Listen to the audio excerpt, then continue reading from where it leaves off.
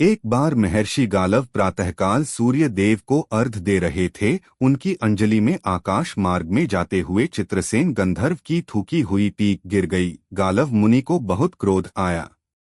उन्होंने चित्रसेन गंधर्व को शाप देना चाहा, लेकिन उन्हें तप नाश का भय लगा, इसलिए उन्होंने शाप नहीं दिया। यह बात गालव मुनि ने जाकर श्री कृष्ण को बताई। भगवान कृष्ण ने 24 घंटे के अंदर गंधर्व चित्रसेन का वध करने की प्रतिज्ञा ली।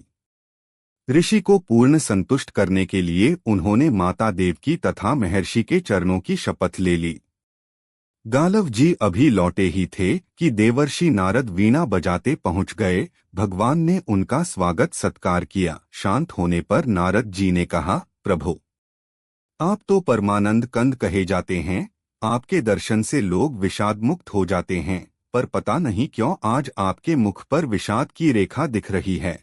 इस पर श्याम सुंदर ने गालव जी के सारे प्रसंग को सुनाकर अपनी प्रतिज्ञा सुनाई। अब नारद जी को चैन कहाँ, आनंद आ गया। नारद जी तुरंत चित्रसेन के पास पहुंच गए। चित्रसेन भी उनके चरणों में गिर अपनी कुंडली आदि लाकर ग्रह दशा पूछने लगे। नारद जी ने कहा, अरे तुम अब यह सब क्या पूछ रहे हो? तुम्हारा अंतकाल निकट आ पहुंचा है। अपना कल्याण चाहते हो तो बस कुछ दान पुण्य कर लो। 24 घंटों में श्री कृष्ण ने तुम्हें मार डालने की प्रतिज्ञा कर ली है। चित्रसेन गंधर्व बहुत घबरा गया।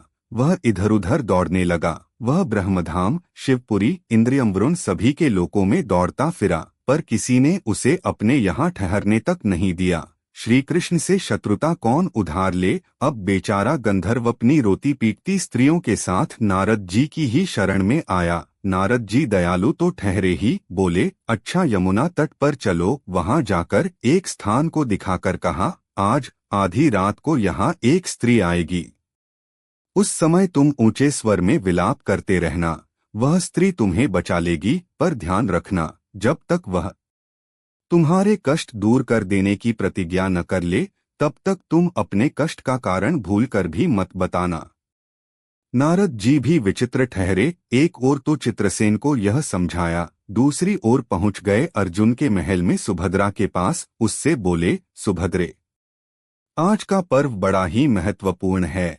आज आधी रात को यमुना स्नान करने तथा दीन की रक्षा करने से अक्षय पुण्य की प्राप्त होगी। आधी रात को सुभद्रा अपनी एक दो सहेलियों के साथ यमुना स्नान को पहुंची। वहां उन्हें रोने की आवाज सुनाई पड़ी। नारद जी ने दीन दुखियों के उद्धार का महत्व बताया था। सुभद्रा ने सोचा, चलो अक्षय पुण्य लूट ही लूं। वे तुरंत उधर गईं तो चित्रसेन रोता मिला। सुभद्रा ने चित्रसेन से कई बार पूछा, लेकिन उसने कुछ भी नहीं बताया जब तक सुभद्रा ने प्रतिज्ञा नहीं ले ली। अंत में जब सुभद्रा ने प्रतिज्ञा की तब उसने सारी बात बताई। अब तो यह सुनकर सुभद्रा बड़े धर्म संकट और असमंजस में पड़ गईं। एक ओर श्री कृष्ण की प्रतिज्ञा, वह भी ब्राह्मण के ही के लिए, दूसरी ओर अपनी अपनी प्रतिज्ञा, और वह चित्रसेन गंधर्व को लेकर अपने घर पहुंची। घर जाकर उन्होंने सारी स्थिति अर्जुन को बताई। अर्जुन ने सुभद्रा को सांत्वना दी और कहा कि तुम्हारी प्रतिज्ञा पूरी होगी। नारद जी ने इधर जब यह सब ठीक कर लिया तब द्वारका पहुंचे और श्री कृष्ण से कह दिया कि महाराज, अर्जुन ने चित्रसेन को आश्रय दे रखा है, इसलिए आप सोच विचार कर ही युद्ध के लिए चलें। भगवान ने कहा, नारद जी, एक बार आप मेरी ओर से अर्जुन को समझाकर लौटाने का प्रयास कीजिए। अब देवर्षि पुन द्वारका से इंद्रप्रस्थ पहुंचे। अर्जुन ने सब सुनकर साफ कह दिया, मैं सब प्रकार से श्री कृष्ण की ही शरण हूँ और मेरे पास केवल उन्हीं का बल है। मैं तो उनके दिए हुए उपदेश के बल पर ही अपनी बात पर दृढ़ हूँ। मैं उनके बल पर ही अपनी प्रतिज्ञा की रक्षा करूंगा। प्रतिज्ञा छोड़ने में तो वे ही समर्थ हैं। दौड़कर देवर्षि अब द्वारका आए और ज्यों का त्यों अर्जुन का वृत्तांत कह सुनाया। अब क्या हो? युद्ध की तैयारी हुई। सभी यादव और पांडव रणक्षेत्र में पूरी सेना के साथ उपस्थित हुए। युद्ध छिड़ गया। बड़ी घमासान लड़ाई हुई, पर कोई जीत नहीं सका।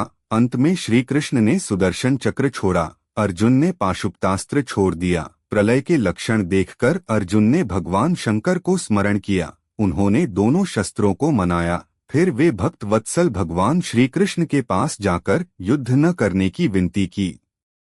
बाण समाप्त हो गए, प्रभु युद्ध से विरत हो गए। अर्जुन को गले लगाकर उन्होंने युद्ध समाप्त किया, चित्रसेन को अभय किया। सब लोग धन्य धन्य कह उठे, पर गालव को यह बात अच्छी नहीं लगी। उन्होंने कहा, यह तो अच्छा मजाक रहा। स्वच्छ हृदय के ऋषि बोल उठे, लो मैं अपनी शक्ति प्रकट करता हूँ। मैं कृष्ण, अर्जुन, सुभद्रा समेत चित्रसेन को जला डालता हूँ। पर बेचारे साधु ने ज्यों ही जल हाथ में लिया, सुभद्रा बोल उठी, मैं यदि कृष्ण की भक्त हूँ और अर्जुन के प्रति मेरा पतिव्रत पूर्ण हो तो यह जल ऋषि के हाथ से पृथ्वी पर न गिरे। ऐसा ही हुआ। गालव बड़े लज्जित हुए, उन्होंने प्रभु को प्रणाम किया।